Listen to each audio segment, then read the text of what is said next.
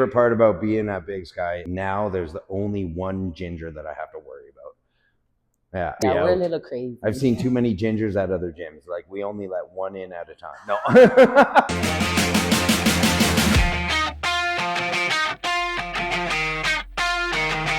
Heavy Ones, episode 2 today. We have Simon. Today we are going through deadlifts. We're going to get to know Simon a little bit better, and we're going to see how heavy we can lift. You ready? Yeah, I guess. All right, so for our deadlifts, we are starting off with, what is this? 135 pounds. Everybody knows 45 plus 45 is 135. I never said I was strong at math. Tell us about who you are and what kind of training you do. I am one of the Live Fit personal trainers at Big Sky. I specialize in body recomposition, bodybuilding, but I also train a lot of senior citizens, as I'm certified to work with senior citizens. I love that. Everybody needs to stay healthy at whatever age you're at. 25 aside, we're at 185. Yeah.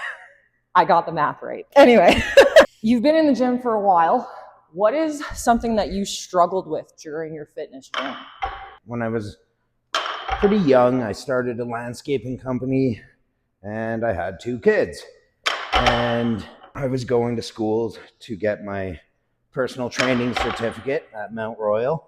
The struggle for me was juggling schooling, being a parent, landscaping for 12 hours a day, and then still trying to get workouts in. So that's when I started to develop short, efficient workouts, 20 to 40 minutes, and doing a lot of circuit training stuff.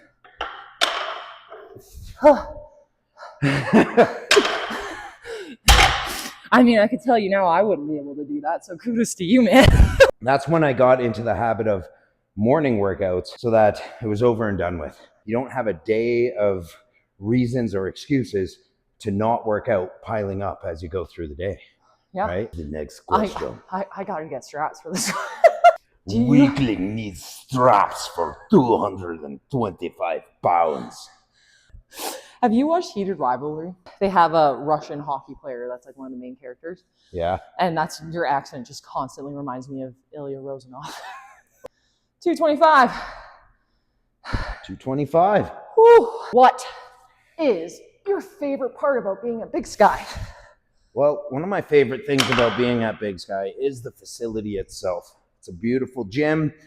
It's got a lot of equipment that I like as a bodybuilder.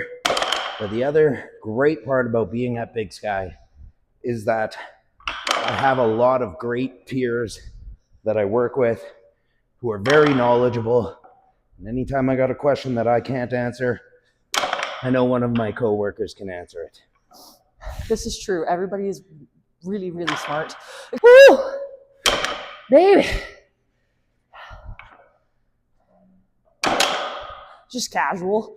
If you've seen Simon lift in the gym before, you know he can lift a lot more than I can. So, if my math is right, I'm at 275. 315. 315. Goddamn. All right. What is your trainer hot take? Most people that come into the gym do not need to be doing isolated exercises such as bicep curls, triceps extensions, pec flies. They're just not overly necessary for getting healthier, getting stronger, body recomposition, anything like that. They're just not that effective. That's fair. If you're going to spend the time doing 3 sets of pec flies, you may as well do 3 sets of a compound lift. Burn more energy, work more muscles, more of a stimulus to the central nervous system, just better overall for the average person. Any exercise that you enjoy doing is worth keeping in a program too. I learned so much just doing these interviews. At this point, he's just showing off. I'll laugh if this is the way I hit a new PR. I've never actually, it wasn't until seeing you lift, I've never knew VersaGrips would be good for that. Yeah, my back muscles won't fatigue before my grip does. And a lot of people say, if you can't hold on to it, work your grip up more. Well, that's fine, but I'm also not going to wait for my grip strength to match my back strength. So I'm not training grip that day, I'm training back. Yep. All straight facts. Straight facts. I'm at 295. Okay. You're at 365. Oh, okay. Just one? What is your biggest pet peeve in the gym? Jesus Christ. People not putting things back where they got them from. And leaving stuff for the gym staff to put away. Now, it's fine. I get it. We're here to help. It would help keep the gym tidy if they just put things back where they get it from. That's all. That's all. Yeah, it would help us a lot. In the end, I'm just glad people are in there working out. This is true. So I'm at my PR max of 315. Simon is at a lot. 405. It's casual, no big deal. Get strapped in. I'm asking this before I lift it. What is a stereotype about trainers that you would like to debunk? Actually gets brought up to me a lot. You got this. Yes. One that gets brought up to me a lot is the physique of a trainer, and whether a trainer who doesn't have a really good physique or looks like they lift weights all the time, whether they can be a good trainer or not. And absolutely, some of the best trainers out there aren't bodybuilders or anything. They're very knowledgeable. And they have great knowledge of body mechanics, anatomy, bone structure, how to apply everything.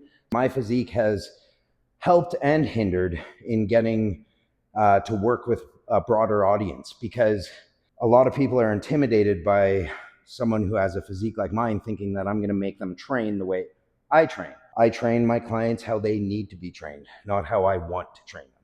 So, and that's how you know he's a great trainer. So apparently I'm going for a new PR. This is 325. You got it. You got it. I wouldn't be able to do this without Simon. What is an exercise that you would recommend that everybody should be doing in the gym? It's actually a great question, and it goes hand in hand with what we're doing right now. Deadlifting. A deadlift movement pattern. Yes! Everybody picks up groceries, picks something up off the floor, but a deadlift movement pattern is just a movement pattern. It doesn't mean it's a barbell deadlift. So you never have to grab a bar and lift it up like that. Never have to do that. You can do kettlebells, you can do a trap bar, dumbbells, whatever it is. That deadlift movement pattern is vital. It goes with everyday life. Even doing an asymmetrical load or just one side loaded, a unilateral load, that it's so important for teaching people that movement pattern of lifting with the legs and bracing their core. Yeah. Yeah. You had a piece of advice that you would give to anybody in the gym, whether they're new or experienced, what would you tell them? That's actually pretty easy. My number one piece of advice to anybody is just show up. You know, don't let yourself get too busy. Don't let yourself get caught up in, oh, I have to finish my entire workout. Show up, warm up, do your first exercise from your workout, and see how it goes. Because building that consistency of showing up regardless, a non-negotiable of like, I have to do this, that's what builds up and builds momentum and builds the success of your training. Last few years, I haven't been able to finish most of my workouts, but I have started every single one of them. Yeah, you're not always going to set records, but show up and start the workout. You could have muscles like Simon. Not quite. It's pretty good. That was our episode 2 of Heavy Ones. Simon with a ton of knowledge. Stay tuned for episode 3. We'll see who we have next and how I'm going to suffer.